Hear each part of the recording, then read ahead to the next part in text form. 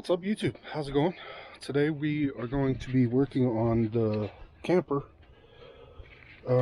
We are going to be changing the carburetor and desmogging it. I don't know if I'll get it all done in this video, but I'm going to try. So basically all of these vacuums, except for 4, have to go. There's no air pump, so this stuff basically isn't doing anything anyways. So there's no reason for it to be here.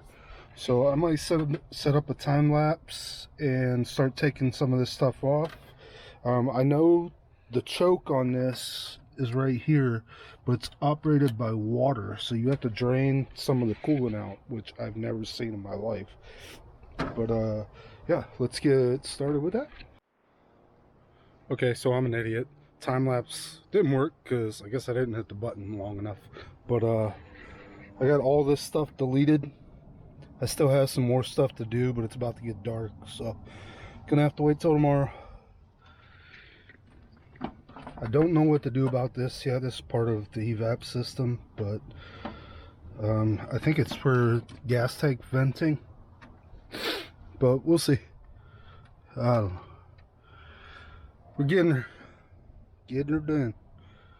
All right, see you in the morning. Okay, it's the next day. Kind of busy today, but I got a little while. It's gonna get dark soon, but I got the carburetor off. I don't think you have to take the intake off, but I think it'll be easier to get to the stuff underneath. And I already have a new gasket for it, so I might as well. So that's what I'm working on now.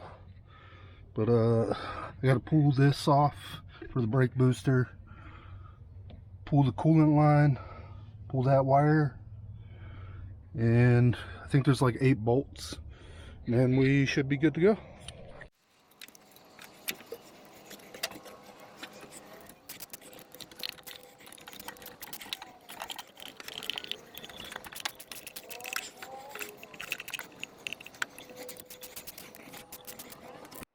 Okay, so I got the intake off, as you can see. I also pulled off this coolant thing and this EGR thing. I think I have block off plates. I got this kit from LC Engineering, and it's the EGR delete kit. It's supposed to come with like everything you need. They're the same people I bought the carburetor from. But right now what I'm going to do is if you see this plate, I just pulled the bolts out of it. I need to put this in its place.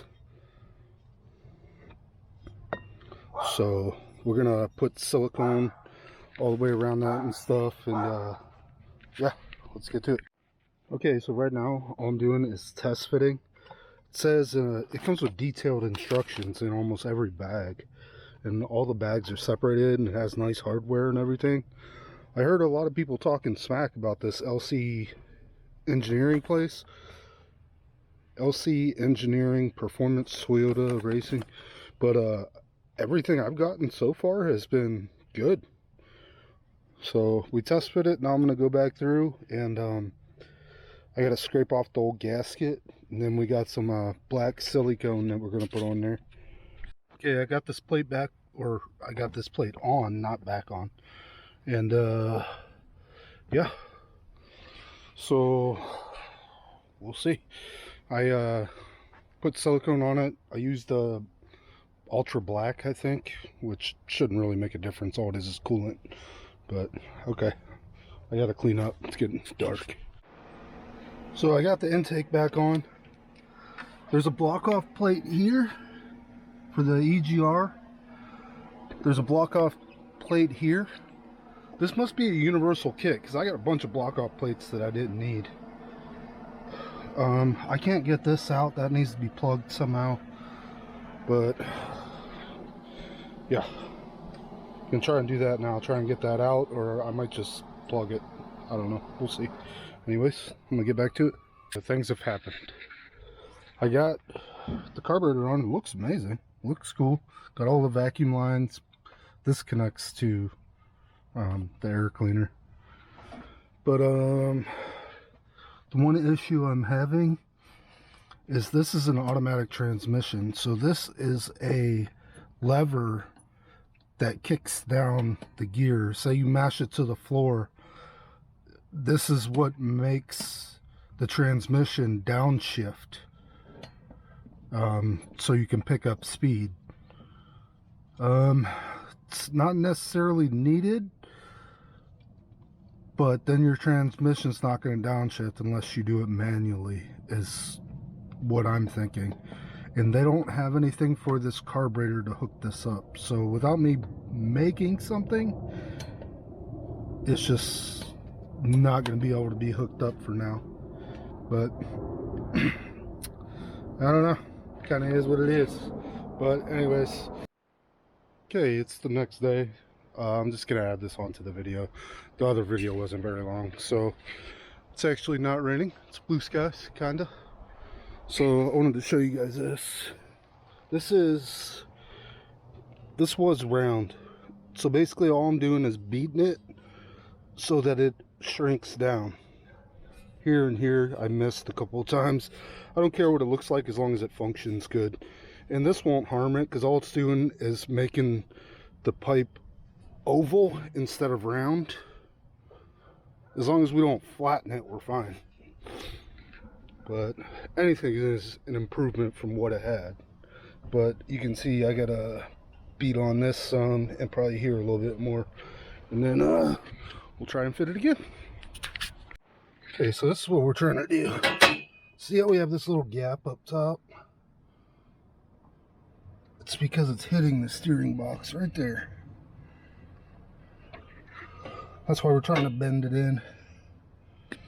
I was thinking we could space the gearbox that way a little bit, but before I mess up the geometry of the steering, I figured we'll try this first. If all else fails, we can probably space it over a little bit, but then we're definitely going to have to get in alignment as soon as possible. But let me beat on this a little bit more. Okay, so things have happened. I pulled the gearbox loose, and shimming it's not going to work. This header is basically made a little bit wrong, so I was able to beat the crap out of the header right here and here. You can see how it's thinner now, but then I ran into another issue that this collector flange is hitting a cross member. So what I'm going to do is cut it off here, and then I should be able to bolt it on, in theory. So let me see if I can go about cutting that off. Thanks, airplane. Every time I start a video, airplane. Alright, I'll be back. So before I get ahead of myself, I was trying to start this up without you, but then I realized I should probably turn the camera on. So I was turning it over. I didn't have the plug wires hooked up just to try and build oil pressure. The exhaust manifold still, I'm waiting on parts for that. I got the carburetor on, I got the choke done. You can see the choke's on right now. This is full of fuel. Obviously this thing's still ice cold. It never fired, so we'll see what happens. Let's do it together. Here, I'll put you guys up here so you can watch.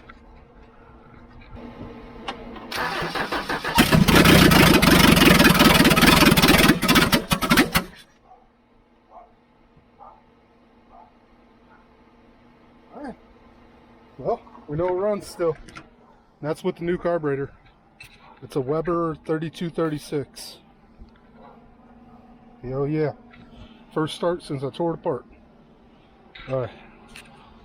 Hopefully the new exhaust header will be here.